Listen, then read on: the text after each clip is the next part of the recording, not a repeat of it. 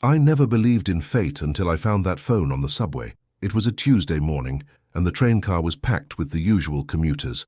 I squeezed myself into a corner seat, grateful for the small victory. That's when I noticed it. A sleek black smartphone wedged between the seat cushions, its screen glowing faintly in the dim lighting. My first instinct was to turn it in to Lost and Found. I'm not the kind of person who takes things that don't belong to me, but as I picked it up, the screen lit up with a notification that made my blood run cold. "Sarah will spill coffee on you in exactly 3 minutes." I stared at the message, confused. My name isn't common, but it's not exactly rare either. Still, what were the odds? I glanced around the car looking for anyone named Sarah, but everyone was absorbed in their own world, reading, sleeping, or staring at their own phones. I checked the time on the mysterious phone, 7:42 a.m. Then I looked at the message again. No sender name, no app icon, just those words floating on the screen like a prophecy. 2 minutes passed. I told myself it was coincidence, maybe some kind of prank app, but my hands were trembling as I held the device. The subway rocked gently, and I watched the other passengers trying to identify which one might be Sarah. At 7:44 a.m., a woman in a burgundy coat stood up from her seat 3 rows ahead. She was juggling a purse, a briefcase, and a large coffee cup from the chain store near the station. As the train lurched around a curve, she stumbled backward, her arms flailing to maintain balance. The coffee cup flew from her hand in what seemed like slow motion. I watched, paralyzed, as the lid popped off and the dark liquid arced through the air, splashing directly onto my lap. The hot coffee soaked through my jeans, and I jumped up with a yelp. "Oh my God, I'm so sorry," the woman exclaimed, her face flushed with embarrassment. "I'm so clumsy. Here, let me help you." She fumbled in her purse for tissues, while other passengers looked on with varying degrees of sympathy and annoyance. But I barely heard her apologies. My ears were ringing and my focus was entirely on the phone still clutched in my hand. "It's okay," I managed to say, accepting the tissues she offered. "Don't worry about it." "I'm Sarah, by the way," she said, dabbing ineffectively at my soaked jeans. "I feel terrible. Can I pay for dry cleaning or something?" The name hit me like a physical blow. Sarah. The message had known. But how? How could anyone have predicted this exact moment, this exact accident, 3 minutes before it happened? Sarah gave me her contact information, which I took mechanically, and then the train pulled into the next station. She rushed off, still apologizing over her shoulder, leaving me standing in a puddle of coffee with a phone that apparently could see the future. I sat back down, ignoring the wetness, and stared at the screen. The message about Sarah had disappeared. In its place was a new notification. "Don't get off at your usual stop today. If you do, you'll miss something that will change everything." My usual stop was Grand Central. I got off there every single day, had for the past 2 years since starting my job at the marketing firm. The routine was so ingrained that I could practically walk it in my sleep, exit the train, up the stairs, through the main terminal, out onto 42nd Street, and then a 6-block walk to the office. But this message was telling me to break that routine, and after what had just happened with Sarah, I couldn't dismiss it as a joke anymore. The train rumbled forward, and I watched the stations pass by in a daze. 23rd Street, 34th Street. As we approached Grand Central, my body tensed automatically, ready to stand and push toward the doors. But I remained seated, my heart pounding. What if this was a mistake? What if I was late to work because I believed a message on a stranger's phone? My boss, Mr. Henderson, was already looking for reasons to criticize my performance. Missing the morning meeting would give him all the ammunition he needed. But what if the message was right?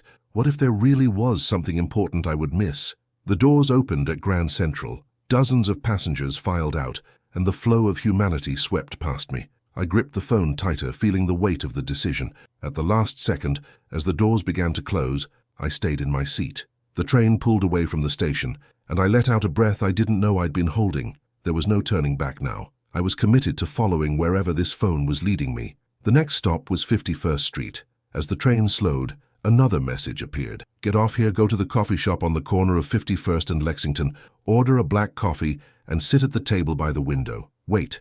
The specificity of the instructions was unsettling. This wasn't just predicting random events anymore. It was directing me, guiding my actions like I was a character in someone else's story. But I'd already come this far. What was one more step? I exited the train and climbed the stairs to street level, emerging into the bright morning sunlight. The city was alive with its usual chaos, car horns, construction noise, the chatter of a million conversations. I found the coffee shop easily enough, a small independent place sandwiched between a dry cleaner and a bodega. The bell above the door chimed as I entered. The interior was cozy, with exposed brick walls and mismatched furniture that seemed carefully curated to look accidentally charming. Only a few tables were occupied, and the one by the window, the one the message had specified, was empty. I ordered a black coffee from the barista, a young woman with bright purple hair and multiple piercings. She barely looked at me as she prepared the drink, which suited me fine. I was too nervous for small talk. I carried the steaming cup to the window table and sat down, positioning myself so I could watch both the street outside and the door. The phone sat on the table in front of me, its screen dark and silent. I checked my watch. 8:17 a.m. I should have been walking into the office right now, should have been settling into my desk with my own coffee and preparing for the daily grind. Instead, I was in a strange cafe, following instructions from a phone that could apparently predict the future, waiting for, what exactly? 5 minutes passed. Then 10. I sipped my coffee and watched people hurry by on the sidewalk, everyone rushing to their own destinations, their own lives. I felt completely disconnected from the normal world, like I'd stepped through some invisible barrier into an alternate reality. At 8:29 a.m. the door opened and a man walked in. He was probably in his mid-30s, dressed in a grey suit that looked expensive but rumpled as if he'd slept in it. His dark hair was disheveled and there were deep circles under his eyes. He looked like he hadn't slept in days. He ordered a coffee, black, like mine, and then his eyes swept the room. When they landed on me, he froze. The colour drained from his face, and for a moment, I thought he might collapse. Then he walked directly to my table and sat down across from me without asking permission. His hands were shaking as he placed his cup on the table. "You found it," he whispered, staring at the phone. "You actually found it." My mouth went dry. "What? Who are you? What is this?" He leaned forward, his voice urgent and low. "My name is David Morrison. That phone you're holding, it belonged to me. Or rather, it will belong to me. I know that doesn't make sense, but please, you have to listen. That phone doesn't predict the future. It's showing you messages from the future, from me, and if you don't do exactly what it says, something terrible is going to happen. To both of us." David Morrison looked like a man haunted by ghosts I couldn't see. His eyes darted nervously around the coffee shop as if expecting someone or something to burst through the door at any moment. "I don't understand," I said, pulling the phone closer to me protectively. "Messages from the future? That's impossible." "I thought the same thing," David replied, running a hand through his already messy hair. 3 weeks ago, I would have laughed at anyone who suggested time travel or precognition or any of this. But then, I woke up one morning and found that phone on my nightstand. It wasn't mine. I'd never seen it before, and it started sending me messages about things that were about to happen. I studied his face, looking for signs of deception or insanity. But all I saw was exhaustion and genuine fear. "Why would you lose a phone that can predict the future?" "I didn't lose it," he said sharply. "I left it there deliberately, on that subway car, at exactly 7:36 a.m., because that's what the phone told me to do. The messages said if I didn't leave it on that specific train, at that specific time, for you to find, then everything would unravel. People would die, including us." A chill ran down my spine despite the warmth of the coffee shop. "People would die? What are you talking about?" David pulled out his own phone, a normal one I assumed, and showed me a photo. It was a screenshot of a message. "Leave the phone on the number 6 train, southbound, 7:36 a.m. Tuesday. Make sure the woman with the brown leather jacket finds it. Her life depends on it. Your life depends on it." I looked down at my jacket. Brown leather. I'd owned it for years, worn it hundreds of times, but the specificity made my skin crawl. "How do you know I'm the right person?" I asked. "Because you're here," David said simply. "Because you followed the messages. Because the phone chose you, just like it chose me." He paused, his expression darkening. "And because I've seen what happens if you don't follow the instructions." "What do you mean, you've seen?" He was quiet for a long moment, staring into his coffee cup as if it held answers. When he finally spoke, his voice was barely above a whisper. "The phone doesn't just show you the future, sometimes it shows you alternate futures, possibilities, paths you could take and where they lead. And I've seen the path where you ignore the messages, where you dismiss all of this as crazy and go about your normal life. And by Thursday, you're dead, hit by a car on 5th Avenue. The driver runs a red light at exactly 5:47 p.m. You never see it coming." My coffee cup slipped from my fingers, clattering against the table. Hot liquid spread across the surface, but I barely noticed. "You're lying. You have to be lying." "I wish I was," David said. using napkins to mop up the spill. Believe me, I spent days trying to convince myself this was all some elaborate hoax, but every single prediction came true. Every accident it warned me about happened exactly as described. Every person it told me to meet appeared exactly when and where the messages said they would, including you. The phone suddenly vibrated on the table between us. We both stared at it as a new message appeared. Tell him about the scar on his left shoulder, the one shaped like a crescent moon, the one he got when he was 9 years old falling off his bicycle trying to impress Rebecca Chen. He's never told anyone the full story. I read the message aloud, watching David's face go white. His hand unconsciously moved to his left shoulder. How? He started, then stopped. I've never told anyone about Rebecca. That was almost 25 years ago, in a completely different state. There's no way anyone could know that unless the phone really can see things it shouldn't be able to see, I finished. The reality of the situation was settling over me like a heavy blanket, suffocating and inescapable. Okay, let's say I believe you. Let's say this phone really is showing messages from the future, or from some version of you in the future, or however this works. What am I supposed to do with it? Follow the instructions, David said urgently. Every single one, no matter how strange or inconvenient they seem. That's what I did, and it kept me alive. It kept other people alive. But the messages told me that my part in this was limited, that I had to pass the phone to you because you're the one who can actually stop what's coming. Stop what? You keep talking about something terrible happening, but you won't tell me what it is. Because I don't fully know, David admitted. The messages are never complete. They give you just enough information to make the next right choice, but they don't reveal the whole picture. It's like you're walking through a dark room and someone's giving you directions to avoid the furniture, but you can't see what's at the end of the path. Another message appeared on the phone. In 20 minutes, a man in a red jacket will enter the coffee shop. Do not let him see the phone. Do not let him see David. David must leave through the back exit in exactly 3 minutes. You will stay and order a blueberry muffin. Act normal. I showed the message to David, whose face somehow went even paler. The man in the red jacket. I know who that is, or I think I do. The phone warned me about him before. Who is he? Someone dangerous. Someone who's been following me for the past week. I thought I'd lost him, but David stood abruptly, nearly knocking over his chair. I have to go. The phone says 3 minutes, which means I have maybe 2.5.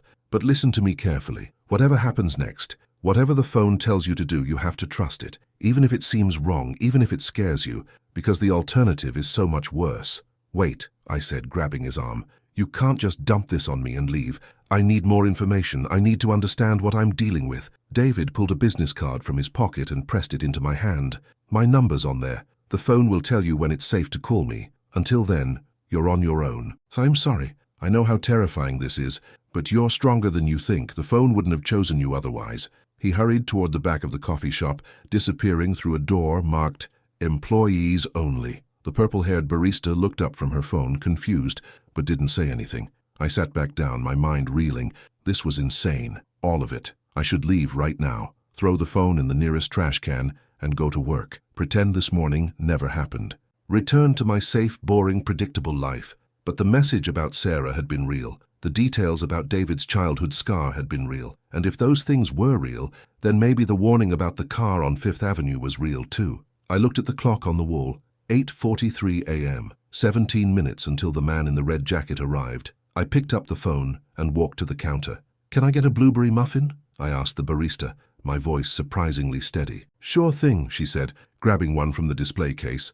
I returned to my table and broke off a piece of the muffin, trying to look casual, like I was just another customer enjoying breakfast, but my eyes kept darting to the door, watching, waiting. At exactly 9 o'clock a.m. the door opened. A man stepped inside and my breath caught in my throat. He was wearing a red jacket, just as the message had predicted. He was probably in his 40s, with sharp features and cold eyes that swept the coffee shop methodically. I forced myself to take a bite of muffin and look out the window as if I hadn't noticed him, but I could feel his gaze on me, assessing, calculating. He approached the counter and ordered an espresso, his voice crisp and businesslike. While the barista prepared his drink, the man's eyes continued to scan the room. They lingered on my table, on the empty chair across from me where David had been sitting just minutes ago. I saw him notice David's abandoned coffee cup, still half full and probably still warm. The man's jaw tightened. He'd missed David by minutes, maybe less, and he knew it. He took his espresso and sat at a table diagonal from mine, positioning himself so he could watch both me and the door. He didn't touch his drink. He just sat there, waiting, his focus absolute. The phone vibrated with a new message. He knows you have it. He can sense it somehow. Stay calm. Finish your muffin. Check your watch as if you're running late. Leave in exactly 5 minutes. Turn left outside. Walk 3 blocks. Enter the bookstore called Chapter and Verse. Go to the mystery section. Wait there. My hands were shaking as I set the phone face down on the table. The man in the red jacket was watching me. I could feel his eyes like a physical weight. How could he know about the phone? What did he want with it? I forced myself to maintain the charade, slowly eating the muffin, occasionally glancing at my watch as if worried about the time. Every second felt like an hour. The coffee shop seemed to shrink around me, the air growing thinner. 4 minutes passed. I gathered my things, careful to keep the phone concealed in my hand. I stood, slinging my bag over my shoulder, and headed for the door. As I pushed it open, I risked a glance back. The man in the red jacket was standing too, abandoning his untouched espresso. He was following me. I stepped onto the sidewalk and turned left, just as the message had instructed. My instinct was to run, but I forced myself to walk at a normal pace. Behind me, I heard the coffee shop door open again. Footsteps echoed on the pavement, matching my rhythm, staying about 20 feet back. He was definitely following me. The question was, what would he do when we were alone? Would he try to take the phone by force, and what would happen to me if he did? I walked faster, my heart hammering. 1 block, 2 blocks. The bookstore should be coming up soon. I searched desperately for the sign, and there, on the next corner, I saw it. Chapter and Verse in elegant gold lettering above a dark green storefront. I pushed through the door, setting off a cheerful bell. The interior was a maze of floor-to-ceiling shelves, the air heavy with the smell of old paper and binding glue. A few customers browsed quietly, and a woman behind the register looked up with a welcoming smile. "Mystery section?" I asked breathlessly. "Back left corner," she said, pointing. I hurried through the stacks, weaving between shelves until I found the mystery section. I pressed myself into the corner, partially hidden by a display of hardcover thrillers, and waited. My lungs burned from the effort of not running, and my whole body was trembling with adrenaline. The bell above the door chimed. Through a gap in the shelves, I saw the man in the red jacket enter. He spoke briefly with the woman at the register, then began walking through the store, methodically checking each aisle. He was hunting me, and there was nowhere left to run. The phone vibrated in my pocket. I pulled it out with shaking hands.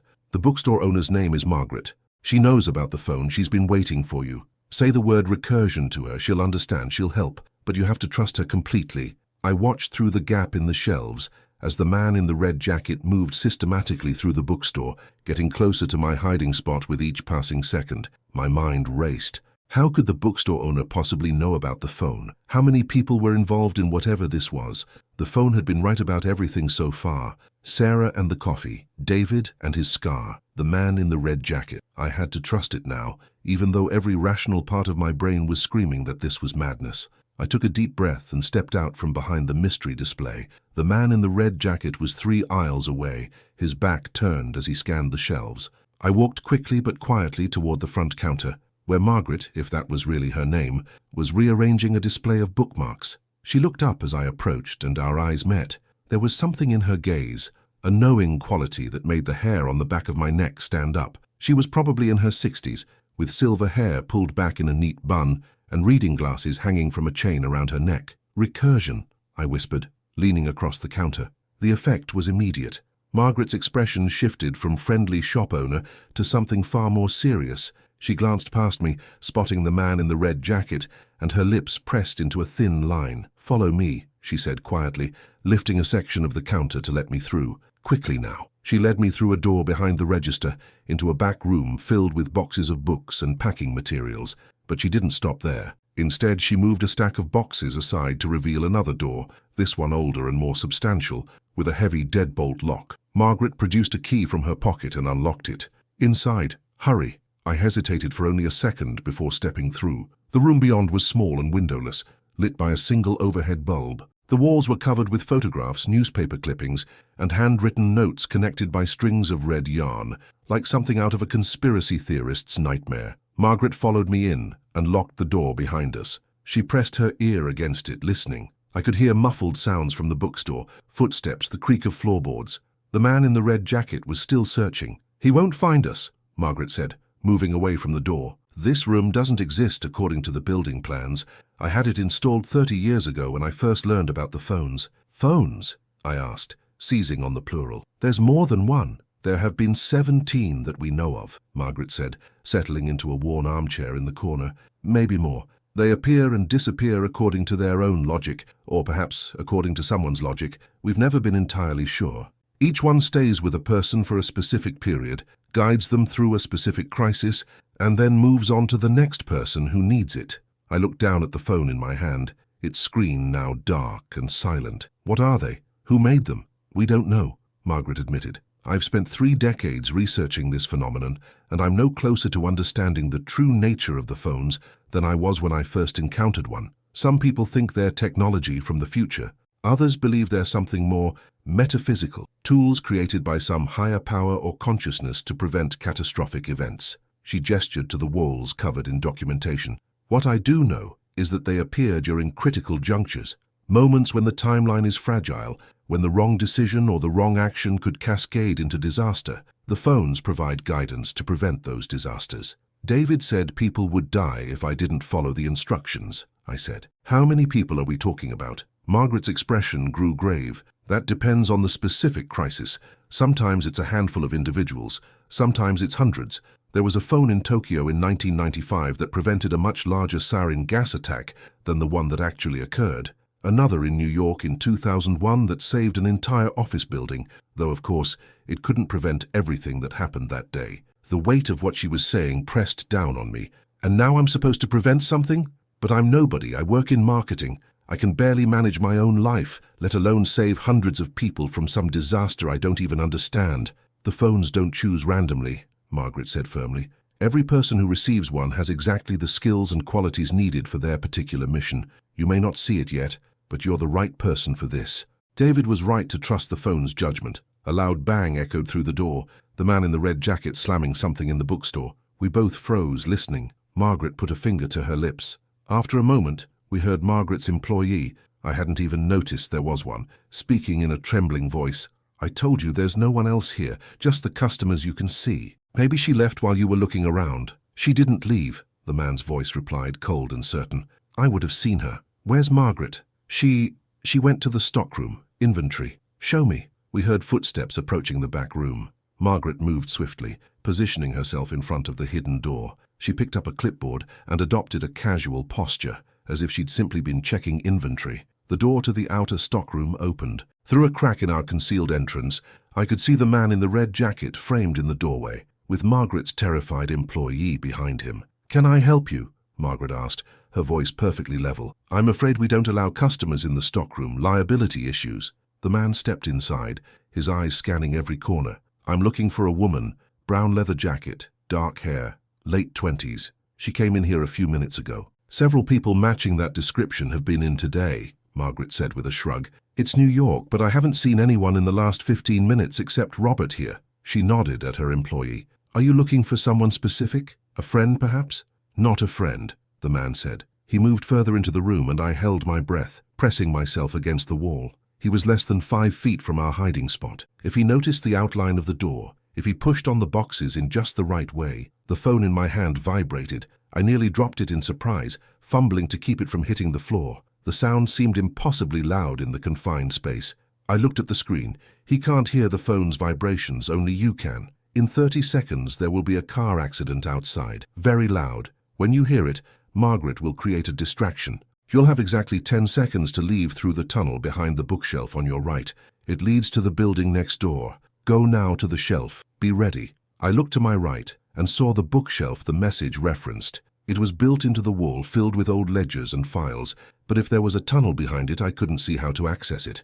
Margaret was still talking to the man in the red jacket, her voice calm and unhurried. If you give me a name, I could check our customer database.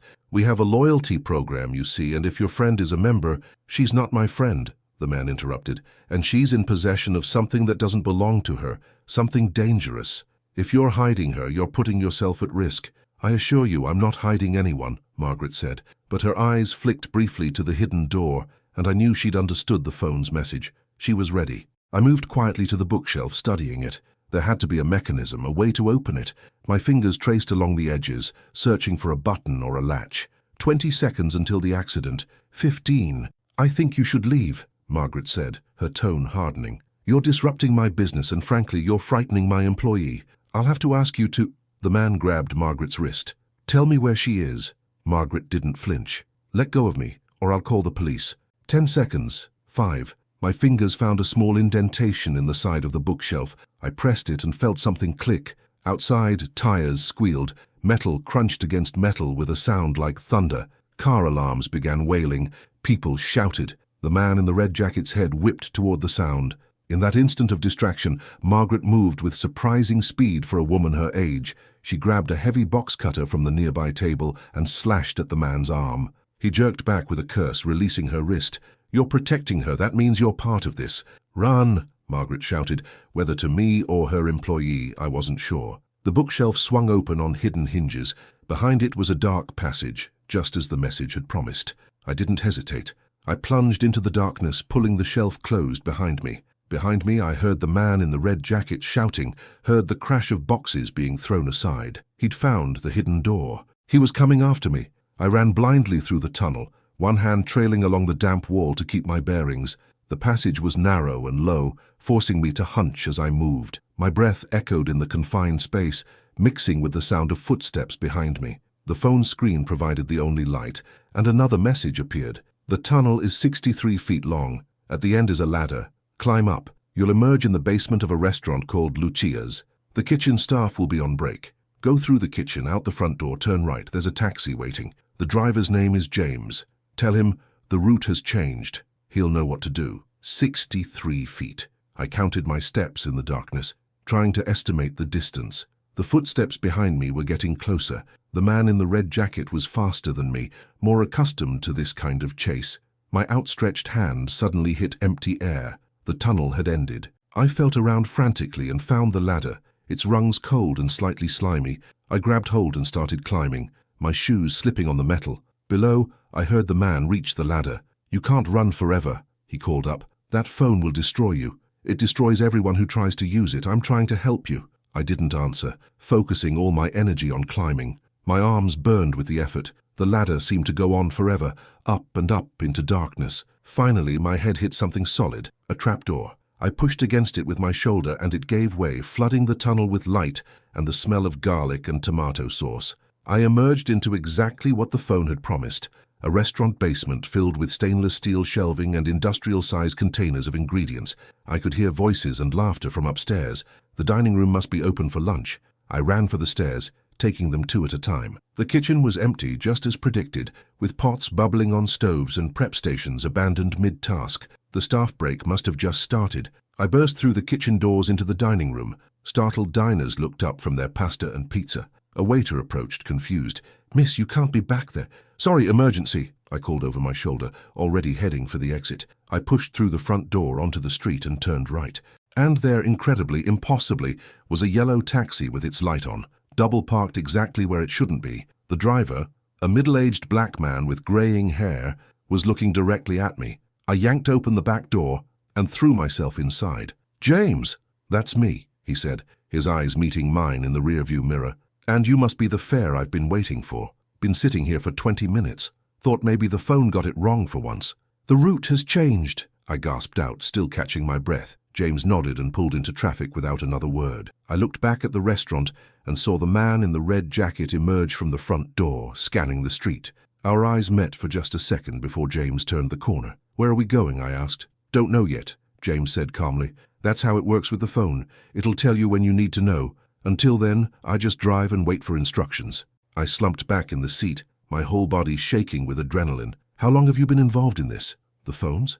"About 7 years now. I had one myself for a few weeks back in 2018. Saved my daughter's life with it. Ever since then, I've been what you might call a resource. Someone the phone can call on when it needs a specific skill set. In my case, that's knowing every street in this city and being able to drive like a maniac when necessary." The phone buzzed with a new message. "Go to the address James will give you. You're going to meet someone who has answers. Someone who knows why the man in the red jacket wants the phone so badly, and someone who can tell you what you're really trying to prevent." James's own phone chimed. He glanced at it and nodded.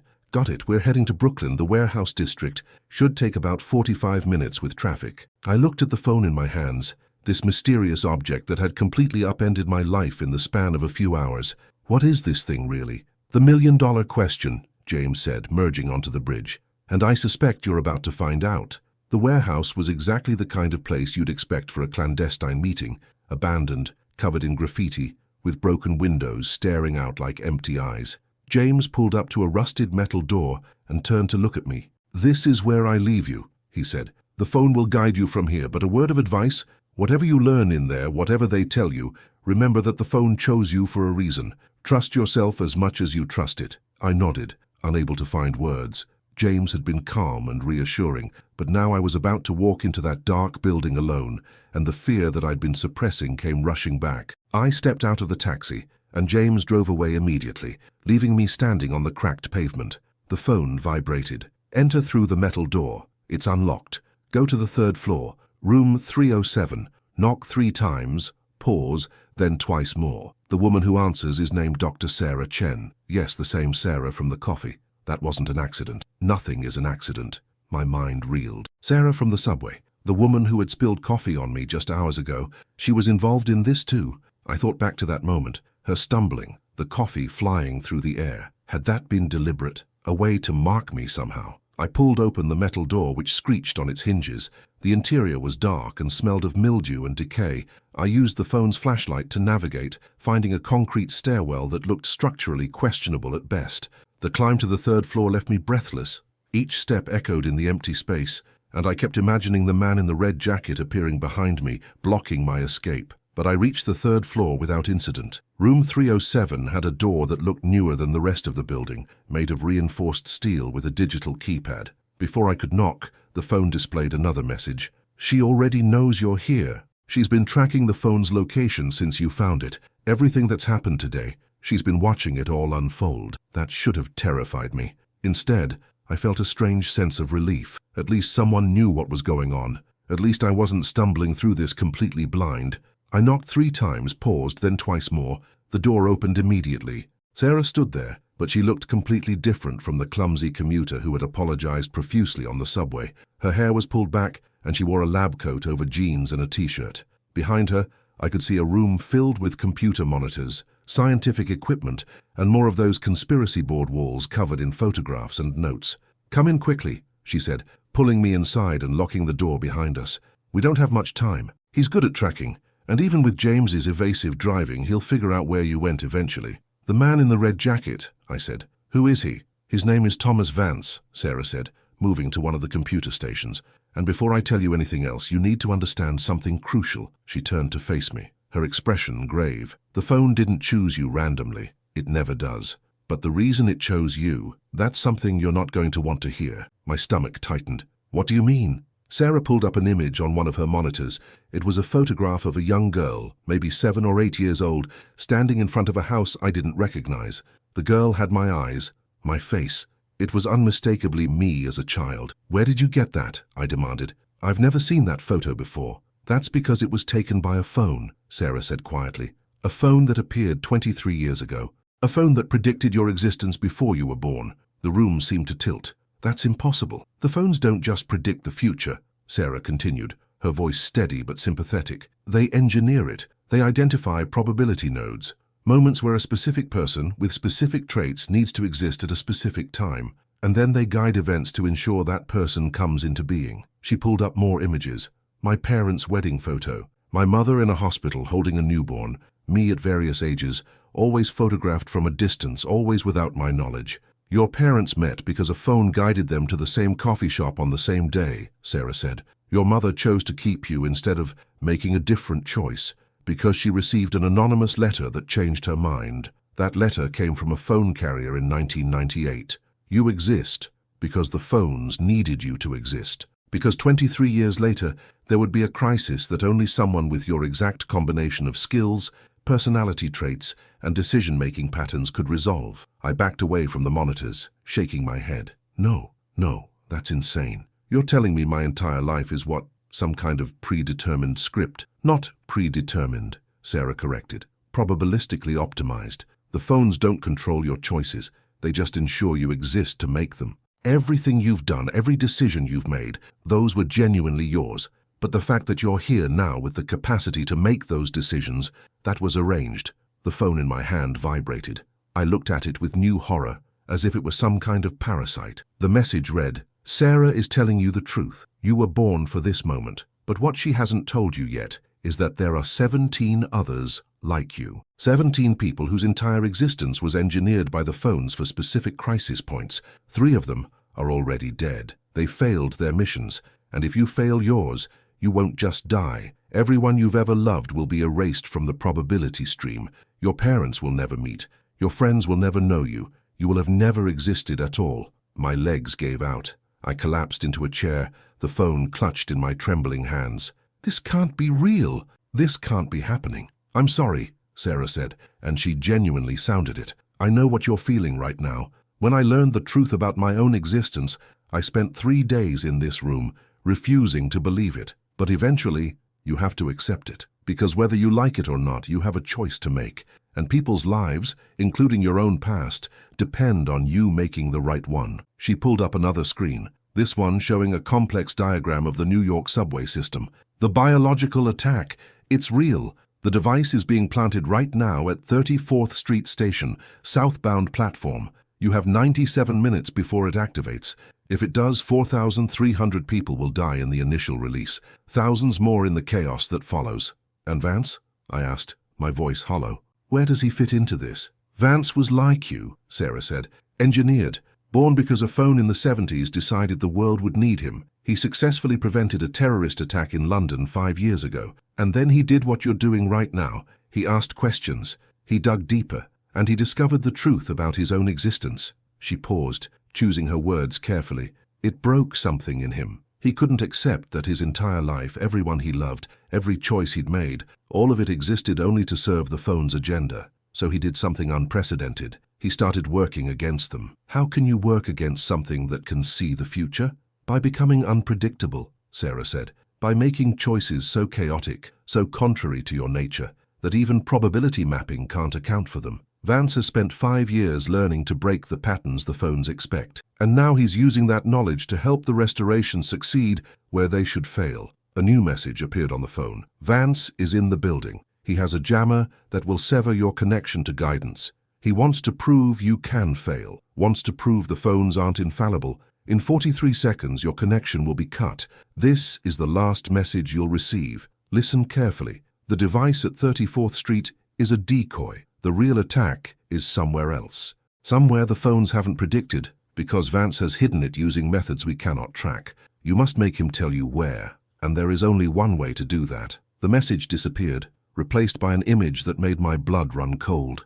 It was a photograph of David Morrison, the man who had given me the phone. Except in this photo, he was lying in what looked like a hospital bed, covered in burns, barely alive. The timestamp on the image was from tomorrow, 9:47 a.m. A new line of text appeared. "David will die tomorrow unless you save him. But saving him means abandoning the search for the real device.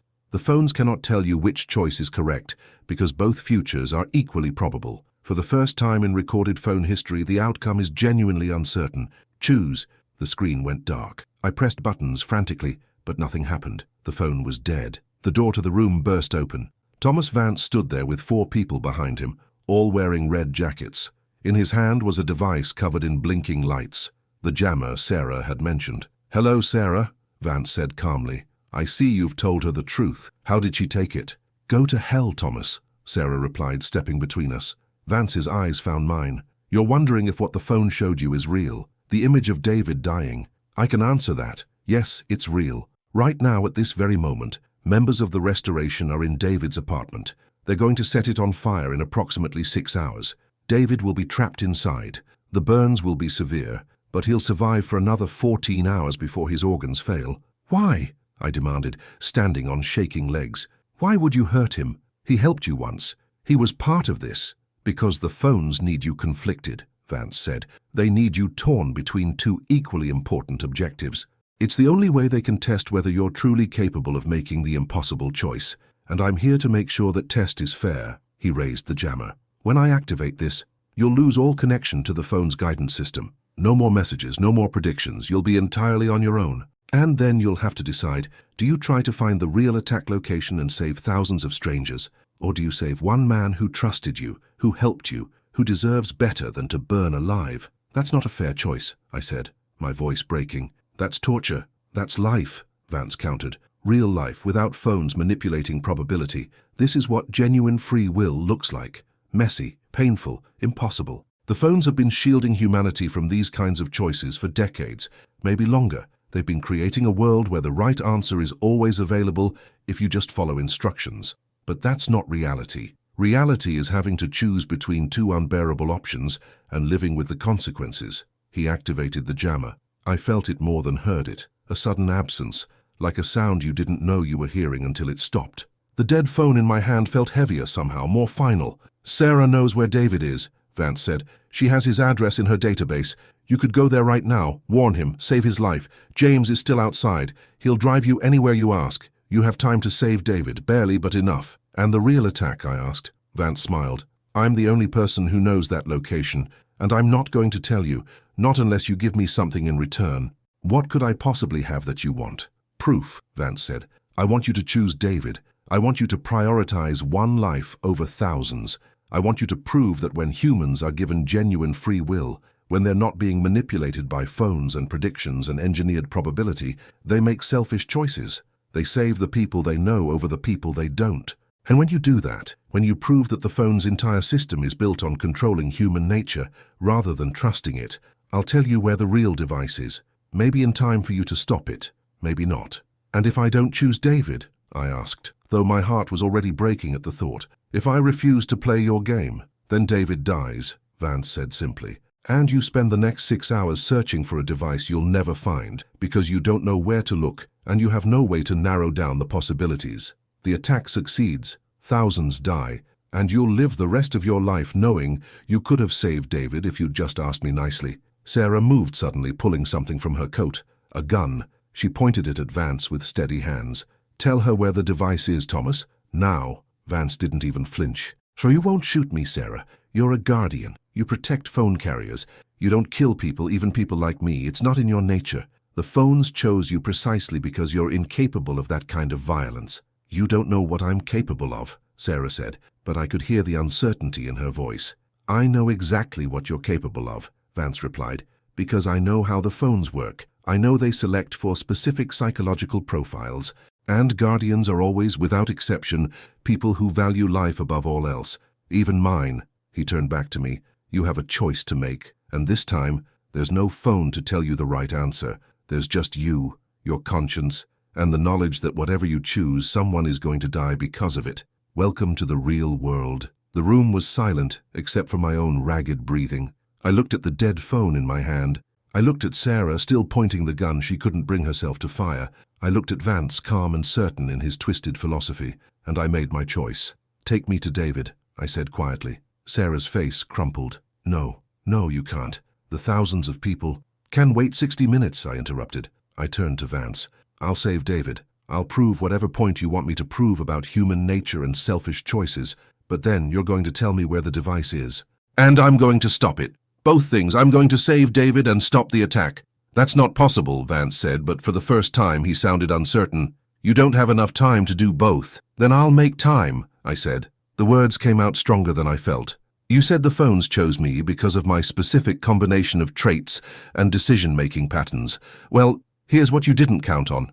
I don't accept impossible choices. I never have. My entire life, whenever someone told me I had to choose between two things I wanted, I found a way to have both. That's who I am. That's probably why the phones chose me. Not to make the impossible choice, to refuse it.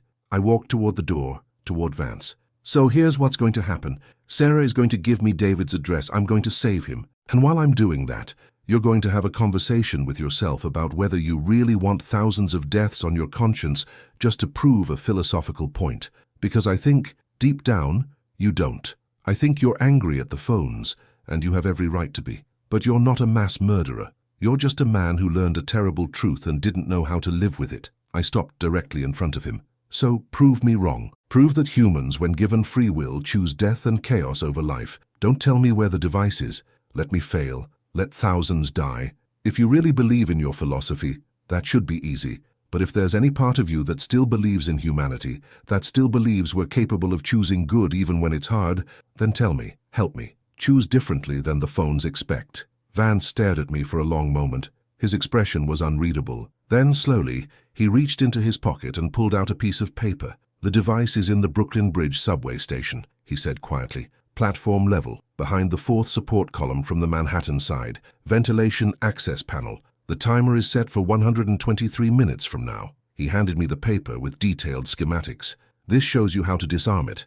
It's not complicated, but it requires a specific sequence. Get it wrong and it triggers immediately." I took the paper, hardly daring to believe it. "Why? Why are you telling me?" "Because you're right," Vance said, and he sounded tired, so very tired. "I'm angry at the phones.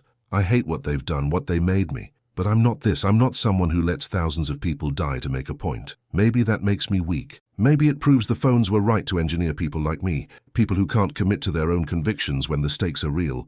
Or maybe—" He trailed off, then shook his head. "It doesn't matter. You have two objectives now. Both are possible. Barely. David's apartment is in the East Village. The Brooklyn Bridge station is obviously in Brooklyn. You'll need to split up. You save David. Sarah can disarm the device. She knows how to read these schematics." "Why should we trust this?" Sarah demanded, still holding the gun. "How do we know this isn't another manipulation?" "You don't," Vance said simply.